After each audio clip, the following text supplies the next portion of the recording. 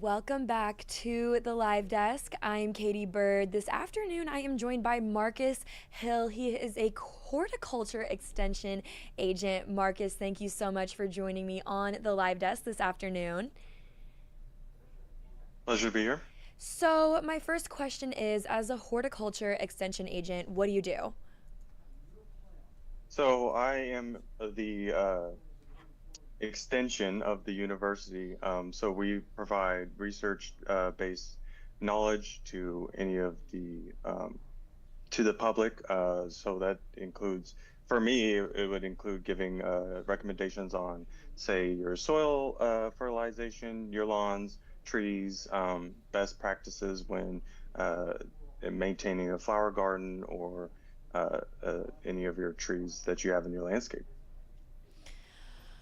Marcus, thank you. And so I know we've had significant rainfall here in the Kansas City metro in recent weeks, and many homeowners and people outside, they've noticed there are a lot more mushrooms in their yard. So why is that correlated? So mushrooms are actually the fruiting body of the fungus, and so they actually only appear when conditions are right for, say, a fungus to spread its spores in hopes that it will find another host to sort of, which is most fungus that we see like after a rainfall is mostly going to be feeding on uh, dead organic matter. So if you have recently removed trees or just trees that have died or are dying, we send a lot of fungus around mushrooms that pop up around there. But there's also just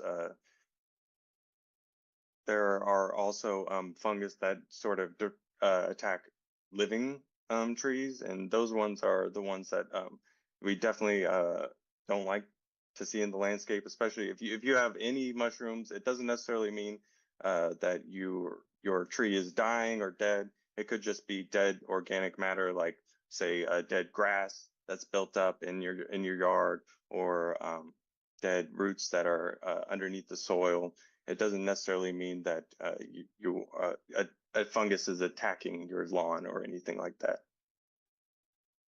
But back to what you're saying, we see that because it makes it the rain makes conditions ripe for a spore to germinate onto a different host. Marcus, thank you. And I know there are different species of mushrooms. So, what are the main ones that we see here in the Kansas City area this time of year? So we do see one of the ones that I see most often is inky cap mushrooms. They kind of come out white, and then as they sort of go throughout their life cycle, they sort of turn into like a black top. That is, if you get it on your clothes or any sort of hard surface, you would sort of see it that would stain the concrete or your clothes black color. And then we also see what we're seeing a lot of this year is actually some slime molds. This can actually happen in your grass, and it can also happen in mulch. Mulch is and it kind of looks like dog vomit. Um, if you've if you ever looked at a mushroom and thought, "Wow, that looks like dog vomit," it's probably a slime mold. Um, and then we see a lot of fairy rings. Those are mushrooms that actually really are white, and they sort of appear in a circle. And you'll see like a really dark margin around that circle, and that's sort of the fungus that is feeding on the organic matter under the grass. Um, it's killing the grass and also providing nutrients for the grass that's sort of in the center. But then we also see a lot of conchs and bracket fungi that are on trees. So if you've ever seen maybe a hen of the woods or chicken of the woods or whatever, those come after rain events and usually are on dead wood. So if you have a mushroom on your tree, definitely get it inspected by an arborist, a certified arborist, because that tree is on the decline. So yeah, like I said, that some fungus attack living hosts, while others attack dead material that can be found in a living host. So if you've ever seen a hollow tree, it might still have a canopy that's green and full. However, if you see a fungus near the base or coming out of any part of the trunk, chances are there is a fungus feeding on dead material that's inside the tree. Marcus, thank you so much. And so I'm curious, a lot of people, when they see these mushrooms in their yard, they may want to try to remove them. So, how do you know if they are toxic or not? As a part of K-State Research and Extension, I have to recommend that you do not eat any mushroom that you found in your yard for any reason unless you are 100% uh, certain of what the mushroom is. Um, you're quite literally staking your life on that. So don't eat any mushrooms you find out there at all. Now, not all of them are going to be toxic, but you don't want to take that chance. And sometimes it's just more of an uh, aesthetic blemish, if you will. So you can actually just if you put on some gloves or whatever, you can remove them, you can rake them up, you can discard them that way. Otherwise, you would just really wait till the hot, dry weather comes back, probably next week, and they'll be gone by then. They'll dry up and it'll just wait till another rain, till another mushroom comes back. But again, if the mushrooms are there, it's already a really developed fungus, and so these are the fruiting bodies, not necessarily the start of a new fungus. Marcus, thank you. And I know a lot of pet owners may be concerned if their four legged friends are running around their backyard and maybe there's a mushroom, they're not sure what it is. What advice do you have for pet owners? It's same advice. If you don't want to take that chance, go out there and just pick them off, remove them. Um, it, usually, like with pet owners, when the mushrooms, when the mushrooms appear, it's a sign of another issue, which is probably like poor drainage. So if you have water that pools in a certain area, I would be checking that area as soon as that sort of is no longer understanding water. That would be where I would check to see if any fungus appears, and then you sort of just remove any of the fruiting bodies that you find.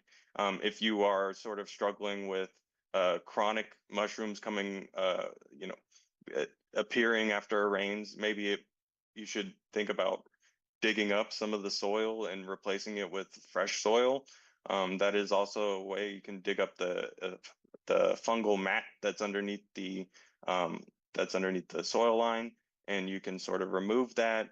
But it is very complicated, and it could become expensive.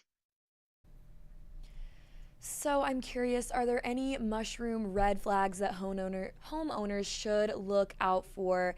Maybe ones that are more toxic than others?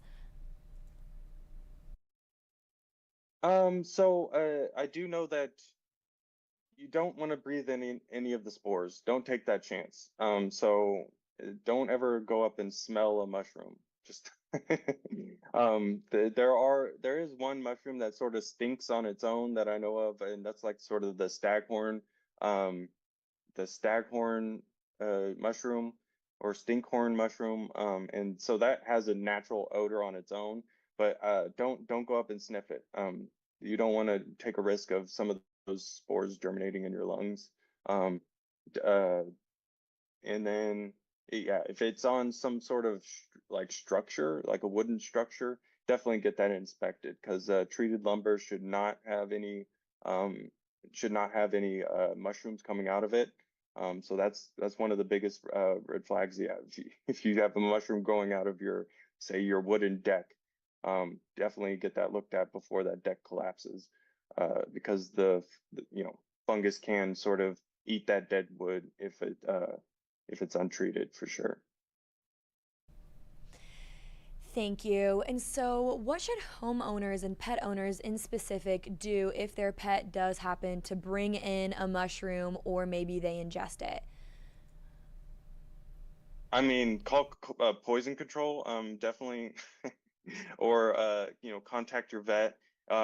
What the best thing that you could do to sort of help them is have have that mushroom uh, either in a baggie or something like that.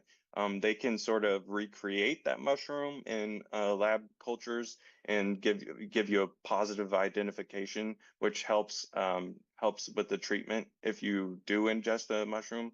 Um, but I really would don't call it the extension. What did mushroom did I just eat? You should go to the hospital and try to figure it out that way. We are not necessarily mycology experts here. Thank you so much. Do you have any final thoughts, or are there any resources that you guys have for people who may want to learn more about mushrooms? You can actually you can visit our website, the johnson.kstate.edu, and you can look at some of our fact sheets and resources that we have there.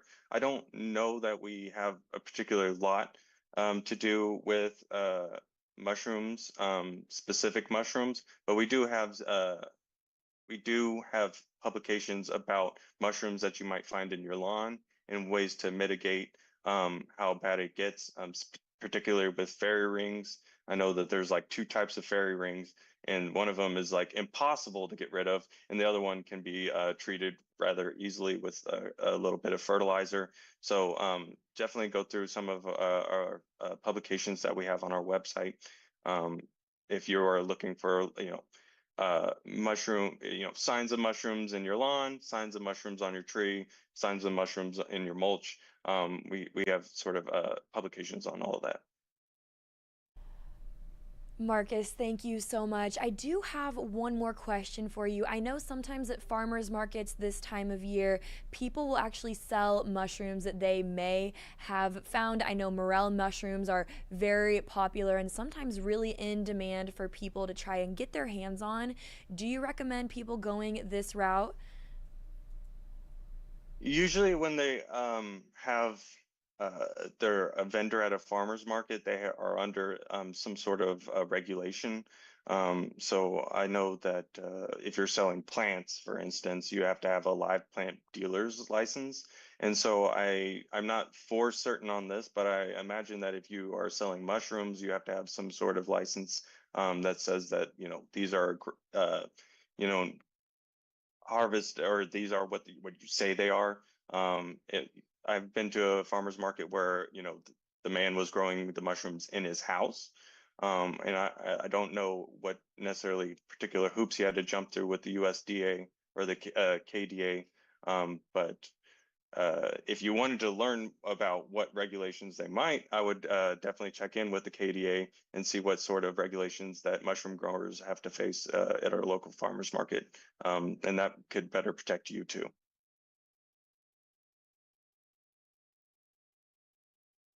Oh, I lost audio of you. There we go. This is all Okay. very helpful information. Is there anything else I haven't yet asked you that you would like to add? So I will say that if you find mushrooms in your lawn this year, your chances are you're going to find them sort of year to year. That just sort of means that either it's feeding on some dead material underneath the soil line, or it's attached to a living host that is susceptible to that fungus. So the best thing to do to sort of mitigate any sort of fungal damage across the board is to plant resistant varieties, or varieties that are tolerant to the fungus.